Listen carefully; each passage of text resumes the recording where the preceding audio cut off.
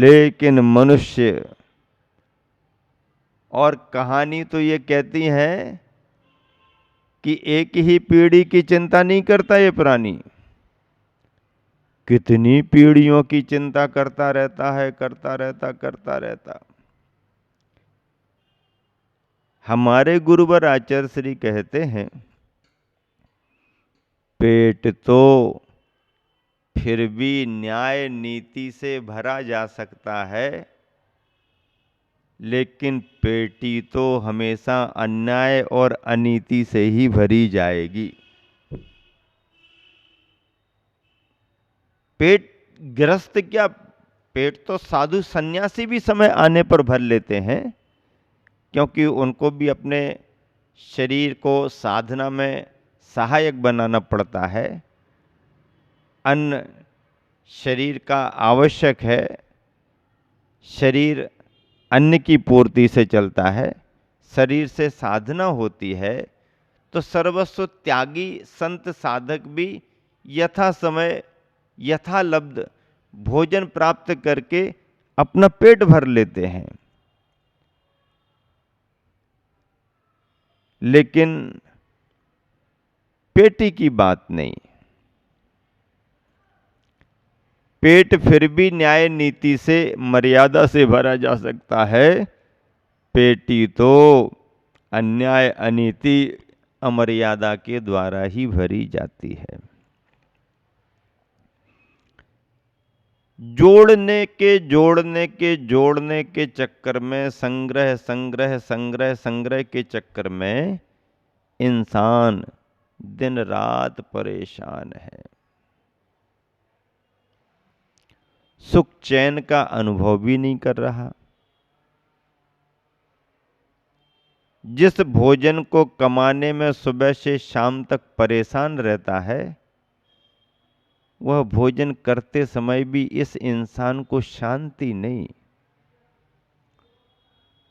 हर आदमी यही जवाब देता है, जिससे भी पूछो, भैया इतनी भागा दौड़ी काहे के लिए कर रहे, इतनी मेहनत क्यों कर रहे, इतना पसीना क्यों बहा रहे? तो उत्तर यही देता है, पेट के लिए कर रहे भैया। क्या उत्तर देता है? पेट के लिए कर रहे। अरे जब पेट के लिए कर ही रहे हो, तो जब पेट में डालने का समय आ रहा है, तो समय शांति सुकून महसूस क्यों नहीं करते? भोजन और भगवान के भजन में शांति होना चाहिए, आकुलता नहीं होना चाहिए। जिस समय आप भोजन कर रहे हो, यह भोजन हमारे जीवन में साधना में सहायक बनेगा, निर्दोष मिल रहा है। एक बार ग्रहण करने का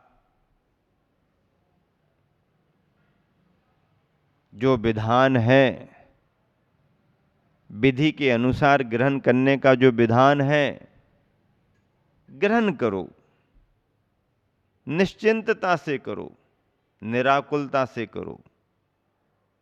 आकुलता नहीं होना, जल्दबाजी नहीं होना, चित्त की अस्त व्यस्तता नहीं होना, चेहरे पर तनाव नहीं होना, चेहरे पर व्याकुलता नहीं होना, प्रसाद गुण होना, चेहरे पर प्रसन्नता होना, शांत वातावरण होना, एकाग्रता से।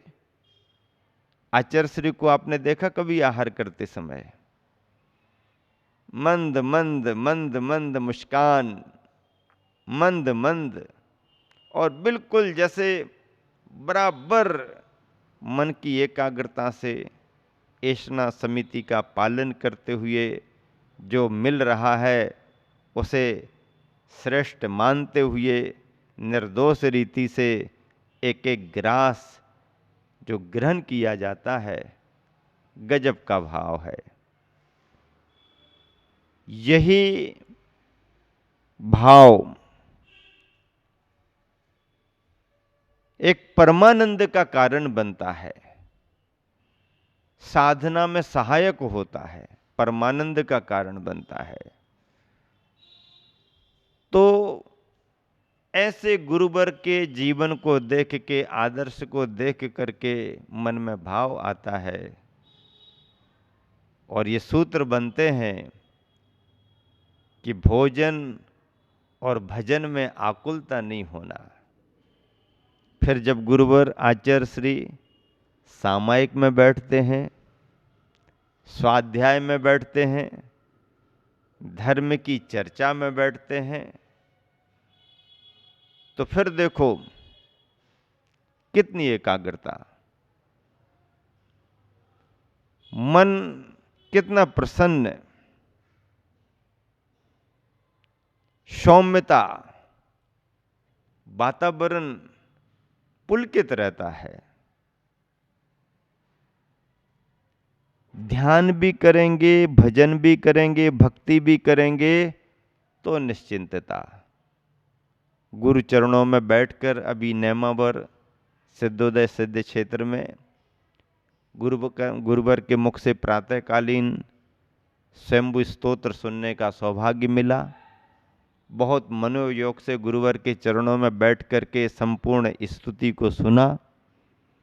कितने लयबद्ध तरीके से करते हैं, एक एक शब्द, एक एक श्लोक का उच्चारण ऐसा होता है जैसे फूल झर रहे हों। आचार्य श्री जब बोलते हैं तो स्पष्ट शब्द, अर्थ की गंभीरता को लिए हुए शब्द हम सबको प्राप्त होते हैं। भजन और भोजन में आकुलता नहीं होना, शांत चित्तता रहना। दिन भर भागा दौड़ी कर रहा है गृहस्थ, मेहनत मजूरी कर रहा, काय के लिए? पेट के लिए। क्या कहता है? पेट के लिए कर रहा। जब पेट के लिए ही कर रहा है तो पेट में डालते समय शांति क्यों नहीं? बोलो। शांति के साथ भोजन होना है, आराम से होना। और यदि ये प्रयोजन ग्रस्त नहीं पकड़ पाया तो अर्थ की भागा दौड़ी में ग्रस्त अंधा हो जाएगा। कुछ नहीं, मेहनत होना, पुरुषार्थ होना, लेकिन जिस प्रयोजन से मेहनत पुरुषार्थ हो रही, समय आने पर उसका शांति के साथ लाभ लेना, ये गृहस्थ का अपना धर्म है। जोड़ो, जोड़ने की दिक्कत नहीं है, गृहस्थ उसे जोड़ना पड़ेगा, लेकिन प्रयोजन उसका सामने रहे, प्रयोजन की पूर्ति हो, अनावश्यक संग्रह से बचे, अपव्यय से बचे, मर्यादित संग्रह करे, मर्यादित खर्चे करे, हित मित और प्रियपने का ध्यान रखे। जोड़ो न जोड़ो, जोड़ा छोड़ो। अब जोड़ा है तो कैसे छोड़ें? जो जोड़ लिया है उसे छोड़ना मुश्किल हो रहा है, और अकेले से दुकेले का जो जोड़ा बन गया है उस जोड़े को भी छोड़ना कठिन है। जोड़ा किसे कहते हैं? जब घर में थे, मंदिर की पूजा के लिए धोती चाहिए तो कपड़े वाले की दुकान पर यह कहा जाता था, धोती का एक जोड़ा दे दो धोती का एक जोड़ा दे दो। इसका मतलब क्या हो गया? 2 धोतियां चाहिए, धोती का एक जोड़ा दे दो, 2 धोतियां चाहिए। लोग आते, महाराज जी जोड़े के साथ आए हैं। जोड़े के साथ मतलब कपल दोनों आए, जोड़े के साथ। अच्छा, बहुत अच्छा। जोड़ा संग्रह करने के रूप में भी जोड़ा जोड़ना होता है, और जहां पर 2 का संबंध होता है वहां पर भी जोड़ा कहा जाता है। तो आचार्य श्री कह रहे हैं हाइकू में कि कैसा भी जोड़ा हो, जोड़ा छोड़ो। अकेले हो जाओ, निर्द्वंद हो जाओ, निर्विकल्प हो जाओ, और जोड़ना ही है तो बेजोड़ जोड़ो। बेजोड़ जोड़ो। बेजोड़ का मतलब है जिसकी किसी से तुलना ना हो, अद्भुत हो, अनुपम हो, ऐसे तत्व को जोड़ो। संसार में कोई भी बेजोड़ नहीं है, कोई वस्तु बेजोड़ नहीं, कोई व्यक्ति भी बेजोड़ नहीं। संसार तो पुनरावृत्ति का नाम है। एकमात्र आत्म तत्व ऐसा तत्व है जिससे हम आज तक जुड़े नहीं, जो हमारे जुड़ने में आया नहीं। गुरुवर आचार्य श्री ने एक बार प्रवचन में धर्म की परिभाषा कुछ इस तरह की बता दी जो शास्त्रों में लिखी नहीं मिलती, पर आचार्य श्री के अनुभव से वो परिभाषा निकल आई। क्या परिभाषा बना दी आचार्य श्री ने? आचार्य श्री कहने लगे प्रवचन में कि धर्म किसे कहते हैं, तो परिभाषा दे दी, आज तक तुमने जो कुछ भी किया है सो है अधर्म, और आज तक तुम जो नहीं कर पाए हो सो है धर्म। बोलो भाई, आज तक तुमने जो कुछ भी किया है सो अधर्म। किया गया यदि हमारा अधर्म नहीं होता तो हम संसार में क्यों रुके रहते? आप कहोगे नहीं नहीं, हमने लड़ाई झगड़ा बंद कर दिया है, मारा पीटी बंद कर दी, व्यसनों से दूर हो गए, दान पूजा करने लगे, सेवा सत्कार करने लगे, तो फिर ये धर्म नहीं है क्या? ये धर्म तो है, लेकिन ये प्राइमरी का धर्म है, ये लास्ट और श्रेष्ठ धर्म नहीं है, ये व्यवहारिक उथला उथला धर्म है।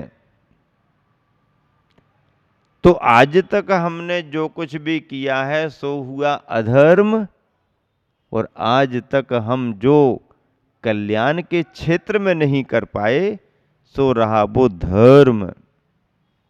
ऐसे धर्म को अपनाने के लिए आचार्य प्रवर कुंद कुंद स्वामी ने समय सार में कहा कि बाकी सबसे बच कर के अपने एकत्व विभक्त आत्म तत्व का चिंतन, एकत्व विभक्त आत्म तत्व की अनुभूति, एकत्व विभक्त आत्म तत्व का संवेदन ज्ञान ही समय का सार है। और ऐसे समय सार को आप सभी निरंतर प्राप्त करते रहें, इसी शुभ भावना के साथ विराम देता हूँ। महावीर भगवान की जय। संत शिरोमणि प्रवचन माला में आज दूसरा दिन है। 10-10 दिन की प्रवचन माला आप सभी को सुनने के लिए मिल रही है। गुरुवर आचार्य श्री के साहित्य में से इस बार 10 दिन की प्रवचन माला में हाइकू कविताएं रखी गई हैं, और कल आपने कुछ हाइकू कविताओं से प्रवचन सुने थे। एक छोटी सी कविता, सार गर्भित भाव, समय भी कुछ ऐसा ही कहता है कि बस संक्षेप में बताओ, बाकी तो हम इनलॉर्ज कर लेंगे। तो आचार्य श्री ने भी समय को देख करके ही संक्षेप में सूत्रों में अपनी बात कही है, और अपने विचारों का प्रक्षेपण जन समुदाय में किया है। और जो आचार्य श्री के विचार जन समुदाय में पहुंच रहे हैं, उन विचारों का इनलॉर्ज सुनने वाले स्वयं अपने अनुभव से करेंगे, कर रहे हैं।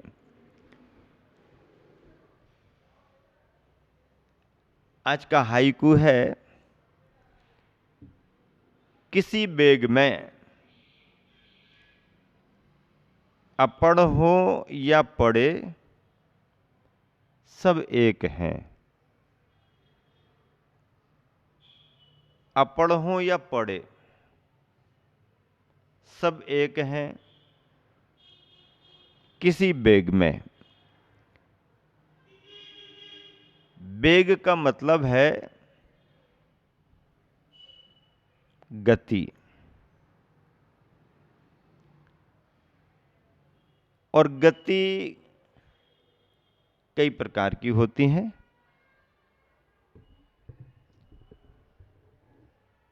एक संयम के साथ गति होती है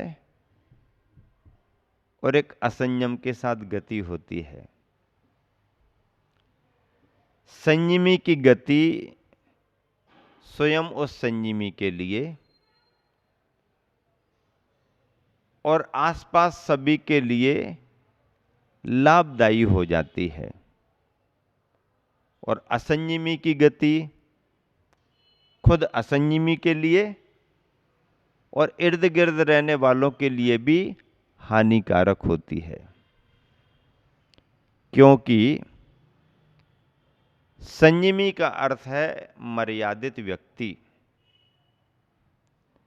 और असंयमी का अर्थ है अमर्यादित व्यक्ति।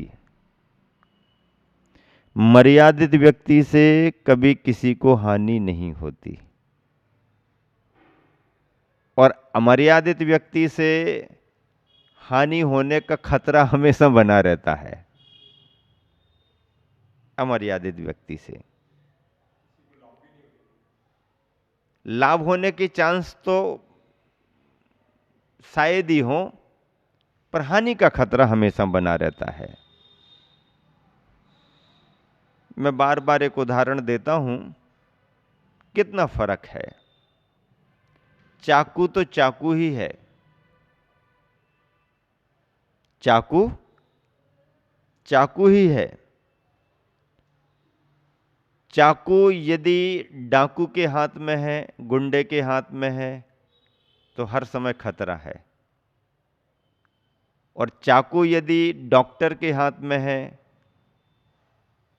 गृहिणी घर में सब्जी बना रही है उसके हाथ में है, तो कोई खतरा नहीं। कारण क्या है? कारण मर्यादा और अमर्यादा का है। डाकू के पास, गुंडों के पास कोई मर्यादा नहीं।